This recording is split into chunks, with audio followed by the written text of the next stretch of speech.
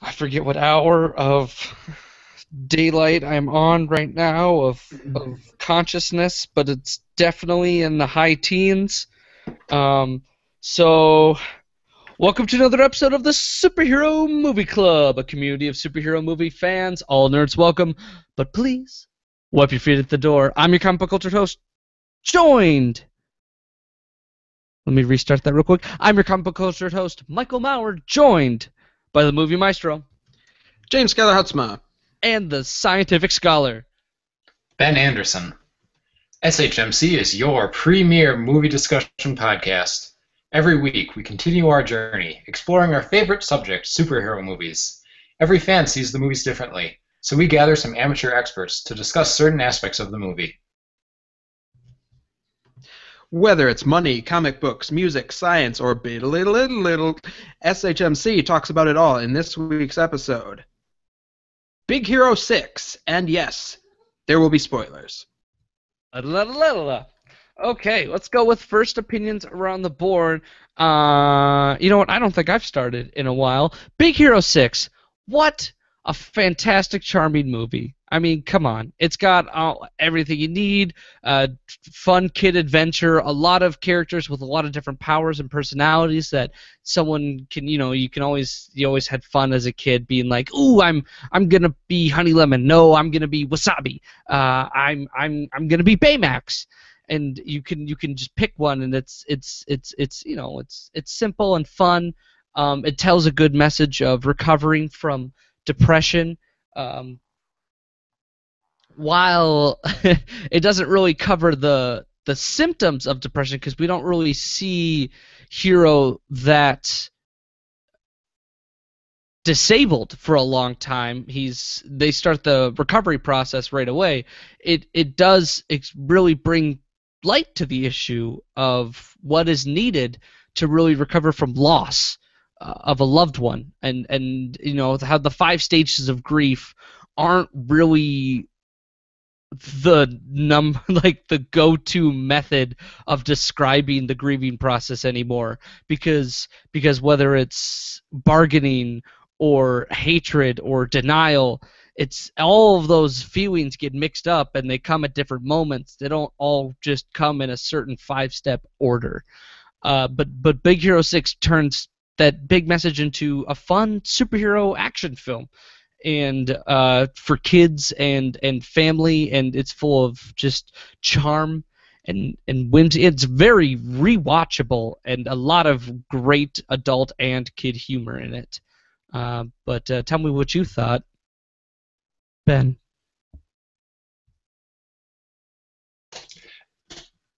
Is my mic on? Yeah. Okay, good. Real good. It should have won the Oscar, except that, the people who award Oscars are full of shit, and How to Train Your Dragon 2 blows. Ben, stop. It did win the Yeah. Oscar. It did? Yes. I thought you were just saying that How to Train Your Dragon 2 won the Oscar just No, before we started this. We proved that was wrong. I looked it up on Wikipedia before we started this. I said Big Hero 6 totally won. Well, you could have told me that before we started recording. I said it out you loud. could have made sure I was listening before you said it. Oh, I can't see your face. I can't tell. This definitely deserved the Oscar. It was a lot of fun to watch, and the story was solid. The animation was beautiful. Just a solid movie. Better than anything Pixar has done since WALL-E. Since Up, for sure. Was this a Pixar movie? Toy Story 3. This is not a Pixar movie. It's better than every Pixar movie since Up, except for Toy Story 3. Hold on. What was the studio company? Is this Disney Studios? Yeah, this is just Disney. Oh, okay. It's Disney, not Pixar. Popcorn Skylar. Oh, it's me. Yeah, I think the word charming has been thrown around enough here, but I'm going to agree. I mean, it's a charming, fun, zippy animated movie that has a lot of heart and character and some pretty awesome production design. It's a lot of fun. I can't think of a whole lot of things wrong with it, and it's a good time all around. All right, guys, I like your first opinions, but if you like the film so much, at least please conjure up one example of why specifically, because otherwise we're just sort of throwing buzzwords out into the wind. And anyone can say fun, charming, awesome. Uh, just elaborate. Why'd you like it? What was one moment that really hit you of why you liked or disliked this movie? Someone go. Someone say, unless no one has anything to say, and I'll just cut this whole thing.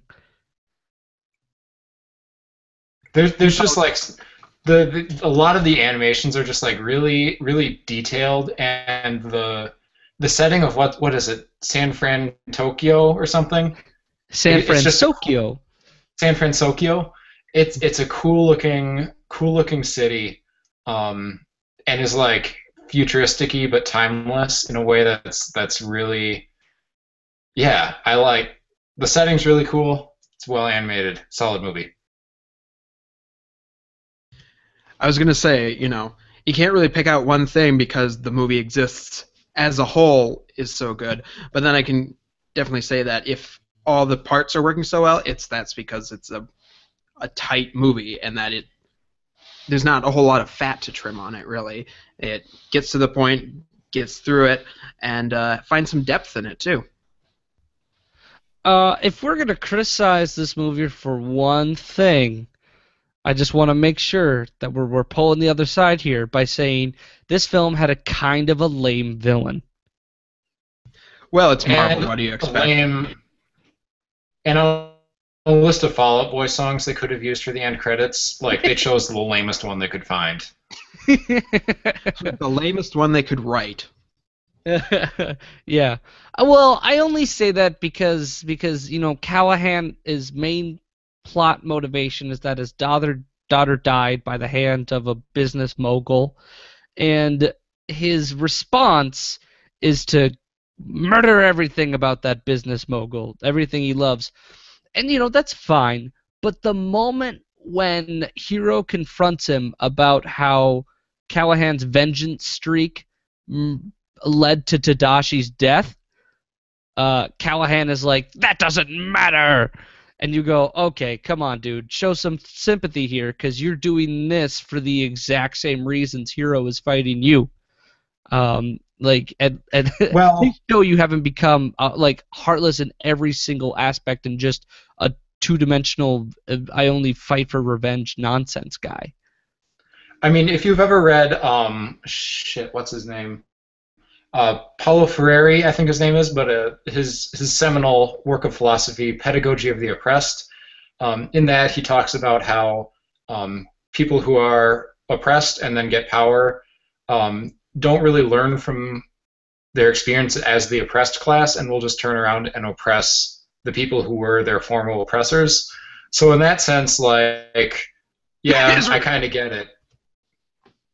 Okay, let's not get like specific here, but in the context of the film, he had this tragic thing happen to him, but then doesn't really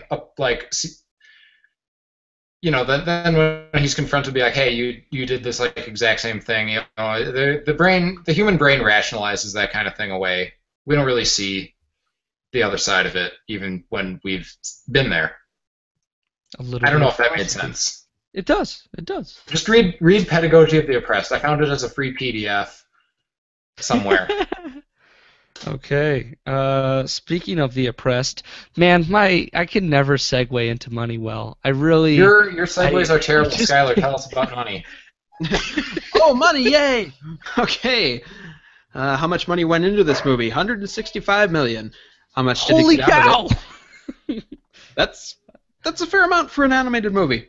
Yeah, that's a lot for an animated movie. I really think so. But if you think that's a lot, let's talk about how much it got back, which was $222 million in the U.S. alone, $435 million elsewhere, for $657 million across the whole globe. That's a lot. That's a lot of money.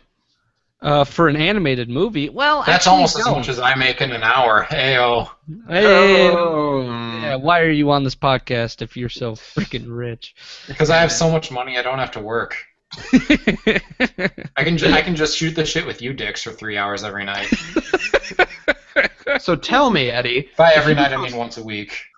So tell me, Eddie, if you're so smart, why aren't you rich? What does Someone- that? Oh, Someone will get that reference. I hope so. I didn't. But okay. So Big Hero 6, box office breakout. Animated movies do gangbusters at the box office usually, just because you've got the kid market and the parent market, and they all have to buy tickets. So it's not really that uncommon, but it is a little uncommon for such a random movie about like Japanese super kids, and then it goes on to win the Oscar Animated Movie of the Year. Right. It didn't face too much competition at the Oscars from big, well-known animated movies, but it did also open in a pretty advantageous weekend, which is first weekend of November.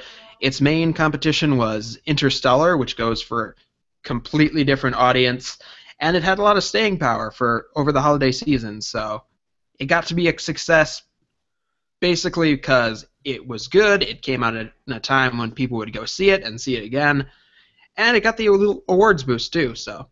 Yeah. So way to go, marketing team. Disney is nothing if not marketing. Was it, for the Oscar, was it only up against How to Train Your Dragon 2 and the Lego Movie, or was there other... Okay. Was there a Pixar movie that year? It was Box Trolls, How to Train Your Dragon 2, The Song of the Sea, and then some random animated movie from Japan. Was it It might have been a Miyazaki one. Yeah, the Miyazaki studio, because Miyazaki isn't making films anymore, but his studio is Ghibli Studio? Ghibli, yeah. Ghibli, yeah.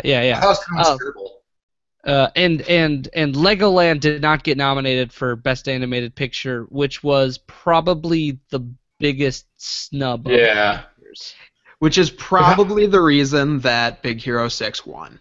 Well, How to Train Your Dragon 2 fucking got it's definitely nominated. competition. I mean, I'd say it's either one would have won fair, but Lego movies should have been nominated if Box Trolls was nominated. Right. Yeah. All right, so let's talk about the comic book characters involved in Big Hero 6. And while there are a lot of characters, and they all have a very nice, not very well-rounded history, but they all previously existed, almost all of them, they weren't very prevalent for a long time. It's not like Guardians of the Galaxy, where the Guardians of the Galaxy team, nobody really knew about them, but like that comic book had been around for years. In one way or another.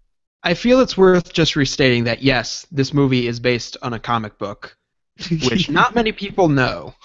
Yeah. And this comic book, of course, existed in the greater Marvel Universe. This was an attempt at Marvel to create a Japanese super team that would be like the Avengers in Japan. So it was called Big Hero 6. And they had this team was only in 8 total title comics. They had shown up in several different Alpha Flight comics, the Canadian superhero team, every once in a while. But all characters from Big Hero 6, aside from Sunfire and Silver Samurai, are credited to be created by Steven Seagal and Duncan Rouleau in 1998, because they premiered in a 3-part miniseries called Sunfire and the Big Hero 6. Eventually, those two characters, Sunfire from the X-Men and the Silver Samurai, also from the X-Men mutant fame, would leave the team, even though they were the 2 leaders, and they would be replaced by characters known as Ebon Samurai, just a Silver Samurai knockoff, and a heroine from Marvel's Microverse known as Sunfire, who is just the female equivalent of Sunfire. And eventually those two would be replaced when Big Hero 6 would again get its title back in a 5-issue run in 2008 by Chris Claremont and David Nakayama. And those two were replaced by Wasabi no Ginger and Fredzilla characters. So let's talk about those characters then. So we start off with Wasabi no Ginger, and you know him as the Damon Wayans Jr. voiced character in Big Hero 6, who had laser swords. Well, in the comic book, he is a Japanese chef who is highly trained at channeling his ki energy into plasma swords and ki swords and throwing knives. And that's about it. Again, these characters, they never really had time to really flesh out any backstories. So the little ones were just sort of, I mean, I think Wasabi no Ginger's only been in probably 6 comic books total. Next up is Fredzilla, and he can turn into a giant lizard that looks like Godzilla. He's like a human-sized Godzilla, pretty much. Maybe 8 feet tall, breathes fire. I get it. His name's Fred, and he looks like Godzilla. Oh my god. Oh my god, guys. That's Fredzilla. Yep. Not as much charm as T.J. Miller brought to the character in the Big Hero 6. And plus, this guy had actual superpowers. But that's really it. I mean, he's in even less than Wasabi no Ginger. But now we get to characters that have been around since the team's inception in '98 with Gogo Tomogo. She is the one who runs on a she had electromagnetic wheels that she ran around on and threw discs. Well, in the comic book, she wears a suit that is able to convert her body mass into thermochemical energy after she says her name aloud. So, lame, first of all, ever having to say your name aloud to activate a power, outside of Captain Marvel or Shazam. No. Go Gadget. I would argue that. I would argue that it's way less lame than The Rock when he's like, "It's clobbering time." The Thing. Oh, is it The Thing? Shoot. Yeah. When Dwayne Johnson of the Fantastic Four. I think you've just cast for the next Fantastic Four movie. I would watch. If they make the next Fantastic Four movie and Dwayne "The Rock" Johnson isn't The Thing, I'm gonna not see it. Well, I don't think you were gonna see it. I think it would take a lot for you to go see that sequel. More on Go-Go is she has a criminal past. She was in Yakuza and a motorcycle gang when she was like 18, and she's known as the Team Hothead, not the Team Cool Chick who blows bubble gum and really is kind of a side character. I mean, Go-Go didn't say a whole lot in the movie, did she? Not so much. Certainly not her name. Next up, we have Honey Lemon, real name Aiko Miyazaki, and I believe in the movie she is not Japanese. She is Hispanic because Genesis Rodriguez voices her. And while it's not really plain stated, Bart Simpson's voiced by a woman. What? So, Bart Simpson's a woman. Playing a particular character doesn't indicate anything about their race, gender, or anything. Well, there's multiple references on the internet where in the movie, like, she corrects Fred when Fred speaks incorrect Spanish. Oh yeah, that's right. She probably is Hispanic. Yeah. So, well, like it's very subtle. It's and at the same time, it's never really confirmed. It's just the fact that Genesis Rodriguez is Hispanic, so it's kind of assumed. But Honey Lemon gets her powers from her power purse. Now we saw that in the film where she inputted different chemicals and made a fun ball of gook, whatever it did. But in the comic book, it's Also, way you might more want to weird. retry that. You might want to redo that line because you said ball of gook, which Yeah? is real racist. You meant goop. Oh. A gook? Is that Vietnam? I don't know what it is, but it's real racist. I think it's Skylar might know. generally referred to. It's definitely. Yeah, that's Vietnamese. That's you called them gooks, right? I don't. In recent years, it's been used to, kind of generalize Asian Okay. Americans. All right. Again. Well, we all saw Honey Lemon's power purse in the film, where she would hit a bunch of buttons that were different elements on the periodic table, and then she would get a ball of magic to come out. And sort of the similar but way cooler thing happens in the comic books, from a comic book's perspective, in that she has a power purse that is technology of her own design that combines the power of Pym particles, which we all know deal with size changing, mixed with nano wormholes, so that it allows her to shrink and store any object of desire into limitless pockets of different areas of the universe. And she's able to pull everything out and retrieve it at any time. So honestly, like, people will say something like, "Oh man, we really could use a fire extinguisher right now," and she's like, "Oh, okay, I got one of those," and she'll just pull it right out of the power purse because she has anything you could possibly need. When Sunfire left, they're like, "Oh, we need a new hero who can deal with fire." Oh, I got one of those. She pulled Sunfire out of the microverse, and she's like, "Hey, you're on our team now." She's Hermione from book 7 of Harry Potter. Sure. She just anything in the purse, pulls it right out. Next character I want to talk about is Baymax. And Baymax is not a nurse bot like he is in the film. He is actually he was built by Hero and programmed with the brainwaves of Hero's dead father. Baymax is powered by water, and originally he's Hero's bodyguard, chauffeur, and sort of new father figure, since he's got the brain patterns of his father, but he's not actually his dad. He's still Baymax, completely different. But he has still the emotional, lingering feelings that his father had. So it's a weird attraction to Hero's mom, even though he's a robot, and of course an affectionate relationship with Hero.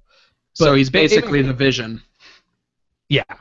But Vision had Wonder Man's brainwaves. And so Baymax is powered by water, and he could transform from a humanoid butler into this big reptilian monster. That was how they designed him.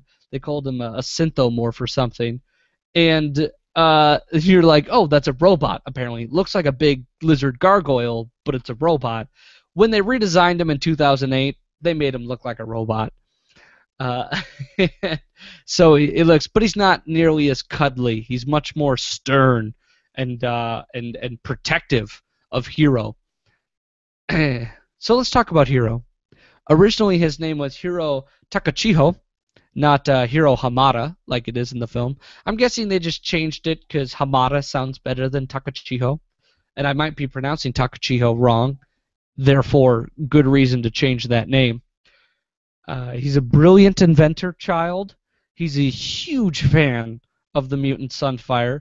He became team leader when Sunfire and Silver Samurai left, and in the comic book he is much less childish and written in a way more calculating way because he's such a kid genius that they always give him that little bit of sociopathic tendency, as always. And they don't really. I mean, it's addressed how his father died, but the story of how he gets over it is a lot more played down and not really the central focus of Big Hero 6, much like it is the plot of the film, because the plot of the film is much more emotionally poignant. But I think that's all I got on Big Hero 6. And they're fun comic books, I'd say.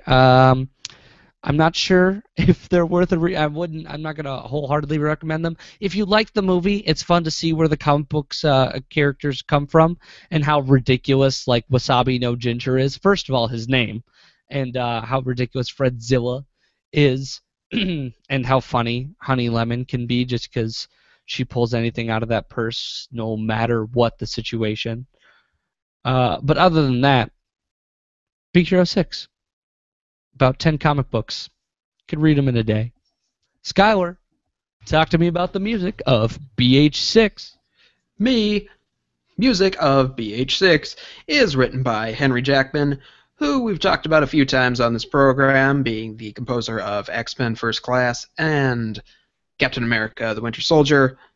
And for his music this time out, he delivers a score that is every bit as fun, characteristic, and slick, I should say, as the animated movie itself.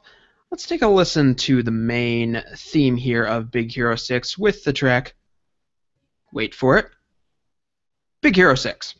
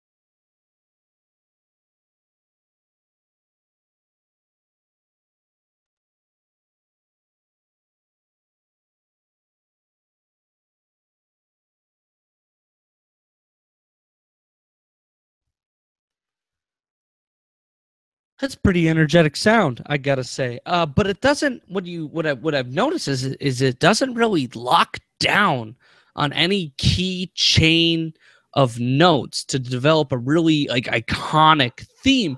There are a lot of similar sounds repeating themselves, but it doesn't seem like they're repeating themselves in the same way. No, that track in particular seems to be, very incidental. Maybe I shouldn't have called it, the main theme or whatnot. It's just during, I believe, one of the main moments of the film. Yeah, it is hard to kind of lock down a specific theme for this one. One thing I do like about this track and the one coming up at the end is there is definitely a meshing of sounds between the kind of Japanese influence of the material and the new techno robotic garbledygook to make something that's, even if it doesn't, mesh as a solid theme, it comes across as a sound that fits the movie. So switching gears on this next one is The Masked Man, which accompanies our antagonist of the film. And that one, from when I remember listening to it, does kind of follow something more tangible as a theme for a character. Cue it up.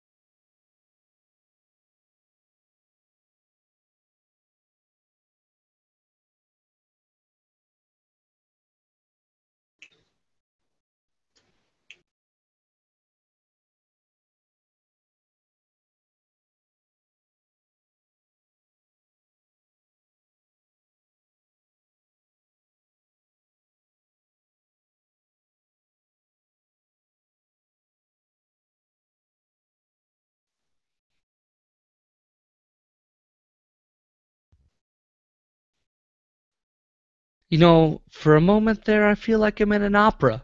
A lot of flutes going up and down, and then just underneath it all, a little bit of techno reverb. Like it's so close to dropping some sort of Daft Punk Dead Mouse 5 beat, but then just back to the flutes, back to the orchestra. Drop the flute. Pew pew. Yeah, no, that's definitely a more operatic kind of sound. You got the big low brass, boom, boom, boom, boom, all that fun stuff. Yeah, it's kind of funny. I talk about how it gets more into that techno thing, and then the very next one we have is all this more traditional sound, at least until that moment you're talking about. But to fall more in line with the movie itself, and what we first listened to is First Flight from, well, you guessed it, that scene where Hero and Baymax first take flight.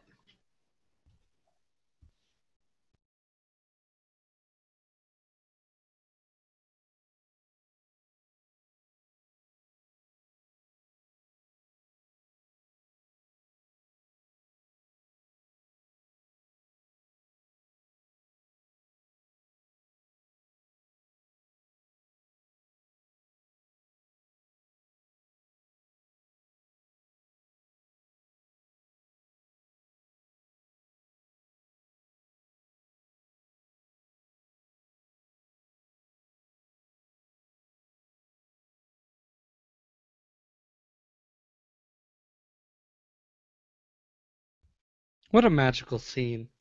Just, you know, the thrill. What is with films, always having this real revealing sort of intimate scene where a character first learns that they can fly in any way or fashion.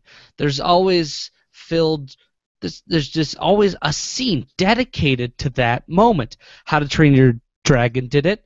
I swore Superman has done it like twice, and I mean a lot of what the Green Lantern. There's another song in that we sampled a song called First Flight in Green Lantern, didn't we? Wally. We're going to fly now, yeah. Oh, okay, yeah. No, symbolism, man. It's like flying is meant to find your wings and if you're. How to Train Your Dragon. It's I think it's the hidden wish of every human being to just be able to not be constrained, right? To feel freedom of not even gravity is holding you down. You can literally go Flying anywhere. gravity. You can With the fly. Soundtrack.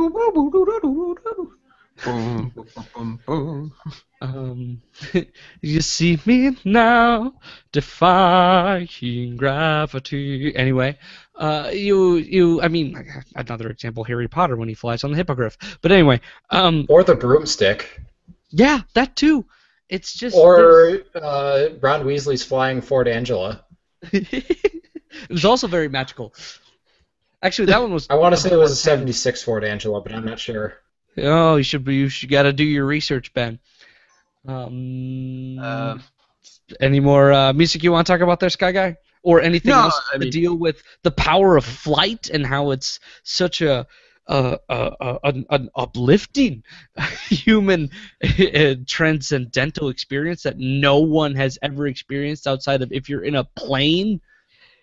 Now, I may be mistaken, and by that I mean I know I'm mistaken, but I think the underlying message of these films, when they use this flight metaphor, is that mankind needs to evolve to emulate birds too much and just get hollow bones and start eating dead things. There's one We thing already eat dead things. What do you think meat is? Dead things. Scavengers. Dead raw thing. What do you think sushi is?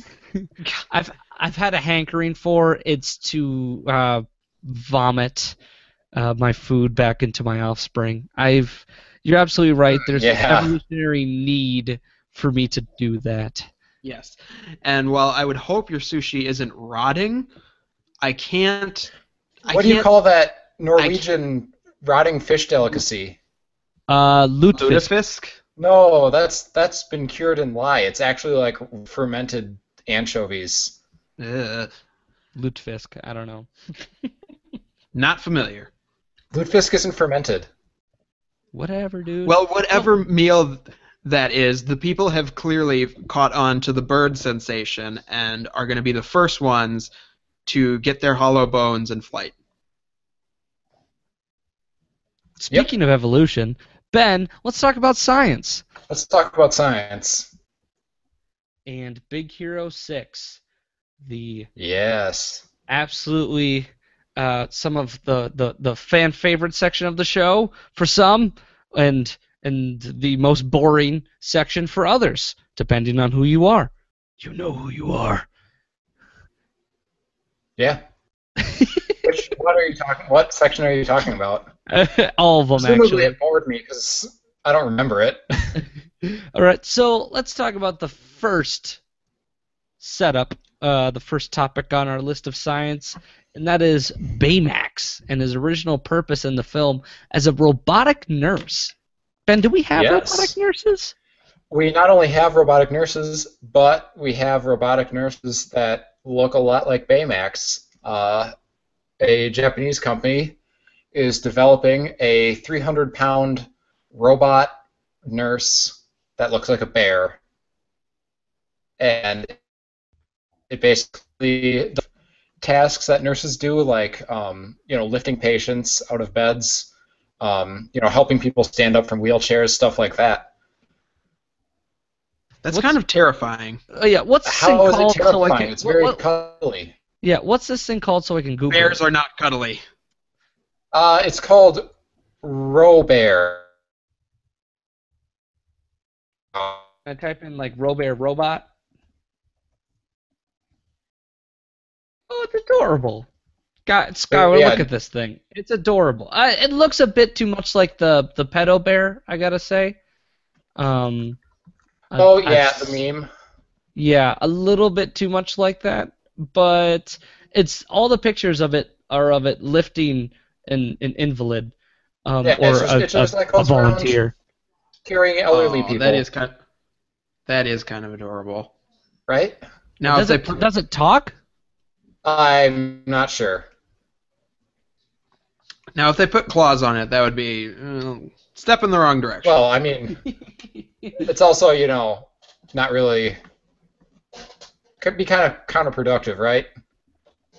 Does You'd it think. is it able to enact treatment of sorts? Like, does it have antibiotics in it and can it apply such things? One of the biggest applications of artificial intelligence is diagnostics. So you could have just put all your symptoms into this robot, and then it'll say, oh well, it's probably this. Isn't that what we think WebMD does now, though? But this would be much better. But it doesn't do it very well. Okay. I was like, okay, I definitely have a muscle strain, and it's like, no, your hip's falling out, and I said, yeah, no, it's not that. Sorry. Oh my God. I'm just looking at screenshots of this thing, and it is so damn cute. I'm losing my mind a little bit. Although it doesn't have legs. How does this thing get around? It's on wheels. It's just like if you put a bear costume over a little, the old sparring buddies used to have. You remember those sparring dummies that you would just punch with a boxing glove that lit up in different places? Maybe I'm quoting a very specific experience in my childhood. You were a child of the late 90s and early 2000s, clearly. As a child of the late 80s to mid 90s, I don't remember that at all. Okay. This thing is so cute, it makes me want to forget all those creepy, uncanny valley sex robots that Japan keeps pumping out. Oh, never forget. Okay. Anything else you want to talk about Robo Bear? Is there anything else this thing can do?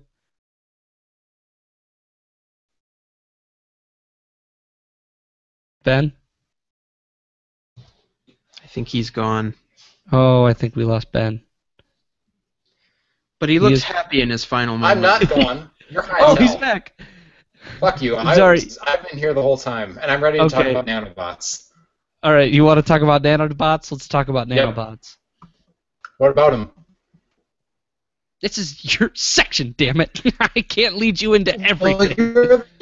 I like doing like a question and answer stuff because if I just start talking, I don't know what people want to know about. But you, Okay, well, we wanted the system is, Ben, start from the movie, and then work your way into realism, and then describe whether or not the movie did a good job, or if I if can you're do like, that. oh, this is cool because it's real. It doesn't need to be like we might have thought it was fiction. Because what the hell did we talk about last? Oh, cosmic rays in Fantastic Four 2. Cosmic Ray. Okay, yeah, okay, I got it now. I got it. Let's start this one over. All right. I'm ready to talk about nanobots. Let's talk about nanobots. Yeah, all right. So, what about nanobots? It's basically like diddly, bendy straw thingies, and you control them with your brain, and you can use them to like build stuff and punch through walls, and it's pretty cool. I was just gonna say, within the context of the movie, the problem with that is if you lose concentration for a single instant, and you're standing on a platform 200 feet in the air, then you're kind of dead. Presumably, it'd be an interesting challenge trying to get your brain to stay focused on that all the time. But I will say, nanobots are something that a lot of scientists are working on, and they're very excited. Actually, one of my physics professors for my undergraduate, her area of research was into nanomachines. So building like gears and switches and stuff at the scale, a really tiny scale. The size of the cells in our body are smaller. And she had some pretty cool stuff. But the big problem. What did she build? Did she build nanobots? Like legit? Okay, let's back up. The main reason that these micro machines and nanobots are so difficult is because friction very differently from how it does in real life. A little nanobot, and it's on a little bendy thing like it is in the movie. There's going to be an enormous amount of friction at that joint. Just because it's so small, friction acts differently, like completely differently. Really? And so, yeah, and her whole area of research was how friction behaves at these really small scales, and that's what makes nanobots and nanomachines. Part of what makes them so difficult is that the friction is going to be enormous. You have to do some weird and difficult things to actually get these things to move because the friction's that intense. So what are some troubleshooting solutions? Basically, with what you coat your materials in. So I forget what. When I graduated, she was investigating the frictional properties of some like aluminum oxide patina or something to see if like maybe you could build, use it to build these nano machines. That's pretty ballin'. I mean, so yeah, just drown the stuff in turtle wax. Yeah, so I mean what we see in the movie, a little far-fetched. Certainly, Hero solved an enormous engineering problem. Well, I love how in the movie like he gives that big presentation how he's like nanobots could change the world, and you go, damn right it could, like that, like you've already created something unrealistically amazing. Going back to medical applications, you could have these bots go in and like go into individual cells, and if they're that tiny, yeah.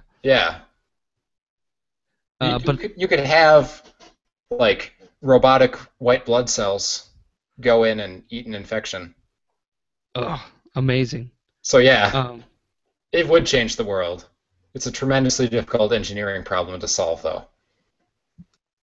I believe it. So, did the last topic we have, did you want to talk about Honey Lemon? Because I am so want to talk about Honey Lemon. Yeah. And all I really I got mean, to say, I will find a chemist. I feel as if I know one to describe Honey Lemon in much greater detail and her abilities yeah. later. Yeah, so I'm not a chemist, so like during her introduction scene or whatever, when she has like a ball of tungsten and then she turns it to dust, I would not be able to tell you if that's like a legitimate, like theoretically working chemical reaction. I will say that like writing like science jargony stuff, this is how it's done. You know, like I'm pretty discerning for that. Like if there's like bad science writing in a movie, I can be like, well, that's fucking terrible. Um, but in this one, I was like, okay. And she mentioned she's using cobalt at one point in there, and I was like, is that All it cobalt? takes is buzzwords. This is not written by an English major, apparently. Yeah, like they had someone like come in and be like, okay, well, tungsten is actually blue, or not tungsten, cobalt is actually blue, so you got lucky there. Um, you know. You got lucky. Yeah. Or they're like, hey, tungsten's not yellow, so change that so it doesn't look like piss. Okay. I don't really have too much more to say about Honey Lemon except that like that's some of like the best pseudoscience writing I've ever seen in a movie. I gotta talk to someone in Yeah. depth. Chemists who listen to SHMC, I'm devoting a section to you. This is our week social media poll again for the week. Go to the subreddit and just yell at me for being wrong about everything. Well, we say that every week, but more specifically, say that you want to talk about Honey Lemon stuff, and you've got some stuff to say, and boom, you have. I will give you 15 minutes, and we're gonna talk. Because I was watching this movie in theaters, I was like, oh my god, this is gonna be amazing for the science section. And then Ben just comes up to me and says, oh, I don't know anything about chemistry, so I didn't even look at it. And I became so steamed. You were The excitement mad, and I don't really know why. I was very I was looking forward to talking about this a whole lot because I'm so intrigued by it, and I don't know anything, and I really want to talk to someone who does, because chemistry is awesome, but it's really not me. tough. Meanwhile, if you were to ask me, the best answer I could give would be like, as far as chemistry goes, I know Honey Lemon goes really well in tea. Yo, yes. Actually though.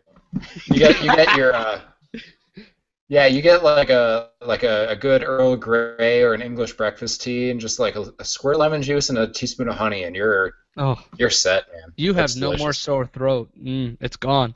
Mm-hmm. Okay. I don't think we've got fun facts, right? Oh, I got this whole one. movie is fun. That's a fact. This movie has T.J. Miller in it, who is also in How to Train Your Dragon 2. So apparently that guy has a thing for big animated movies from last year. He's gonna be in Deadpool. Oh, that's true.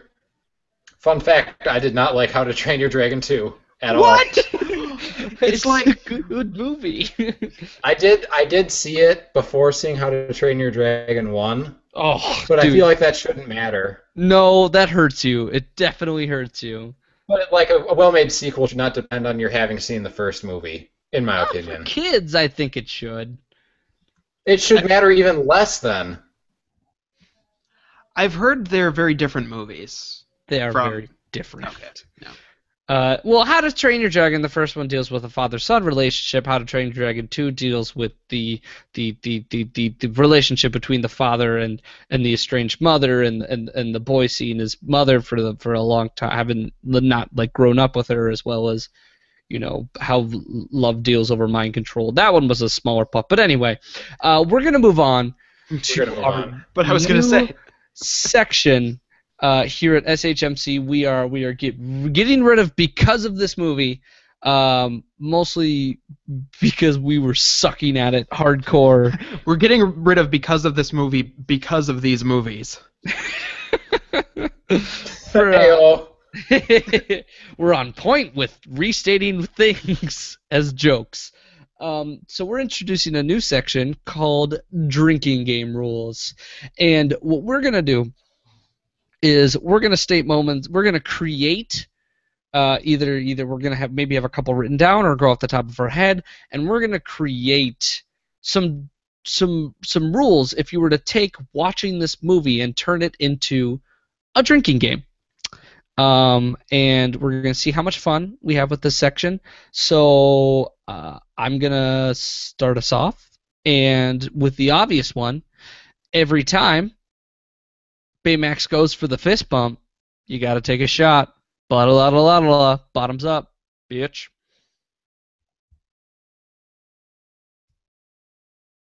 One drink every time that cat is on screen to celebrate how adorable it is.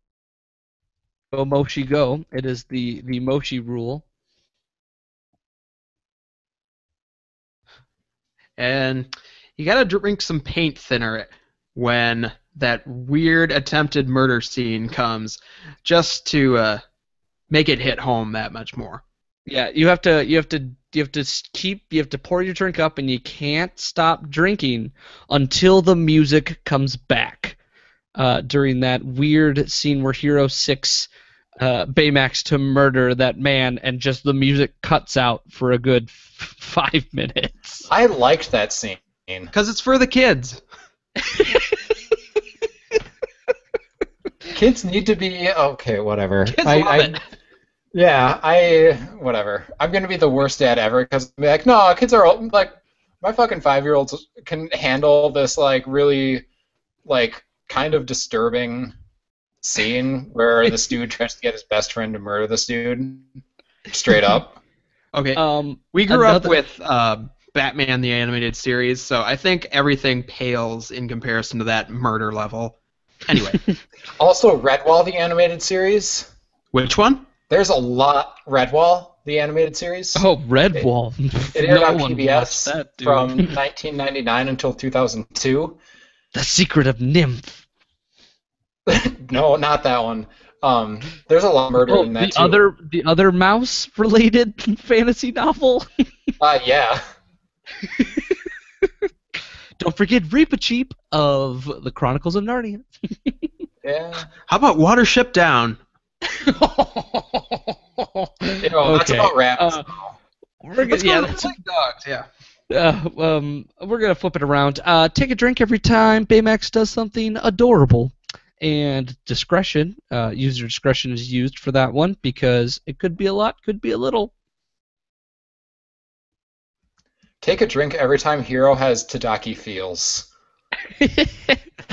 Which basically just chug for like the second act of the movie. Take a long, sober drink every time you realize that Marvel's inability to get a good villain has bled over into their animated field. Oh, yep. Every time that thought crosses your mind, you have to drink, and you have to tell everyone that you thought it, therefore causing them to drink. That's the rule. It's sort of a pass-it-on kind of deal. Finish whatever you have in front of you when Stan Lee shows up. It's true. Yeah, that's Is how Stan Lee in this one? He's at the end credit scene. Oh, I did not stick around for the end credit scene. I forget what I was doing, but I was like, okay. I didn't think there would be an end credit scene. Finish the bottle when not drunk. Yeah. Finish the bottle when you realize after arguing for the whole movie that it's not Fall Out Boy doing the main song, that it's Fall Out Boy. That's more of an inside joke. Well, I do appreciate that one. I'm gonna finish it with this. No, And I have one more. okay, go Uh, ahead. when when Baymax asks you to rate your pain, take one drink for every pain you would rate. For your current pain rating. Yeah, there we go. Take one drink drink to your current pain rating. There we go. Okay. And well, let's modify that one. Where when he does that, everybody has to shout out a number, and I don't know. Hold on. Never mind. Because you shout out a pain rating number, but I mean, if someone says the highest or someone says the lowest, there's no real determinant of who ends up taking the drinks. Just for fun. Whoever Shout out your whoever pain s- one. yeah, just for fun, and then chug. And be sad. And finish the bottle when you realize you have underlying feelings for the animation of Aunt Cass. Don't be gross. Yeah. I'm glad I was able to get a laugh out of you guys. But that'll finish it up tonight here at Mine too. SHMC. I shouldn't have laughed at it because I knew it was coming. If you like It's what right there. I did write that one down, even though I was saving it for last. If you like what you hear, please show us your support by rating SHMC on iTunes. Free to do, as always. Give us your own little drinking game rules on the subreddit. Isn't that right, Ben? That is right. So if you want to talk about the episode with us or any past show, we want you to come to our subreddit, r/superhero movie club. We want to know just anything, any fun facts you have on the movie, any corrections you want to give, fun facts, drinking game rules, whatever, man. Popcorn Skyler. And make sure to rate your pain at our Twitter feed at SuperheroMC. And while you're there, give us your questions, concerns, comments, whatever, and we'll read them on the air. Okay, so that'll do it today. SHMC is recorded and produced by Triop Cop Studio Productions. Website pending. I'm your host, Michael Maurer. James Skyler Houtsma. Where's my mute button? Oh, okay. And Ben Anderson. All right, and I hope you all have a super week. Bye. Immortals!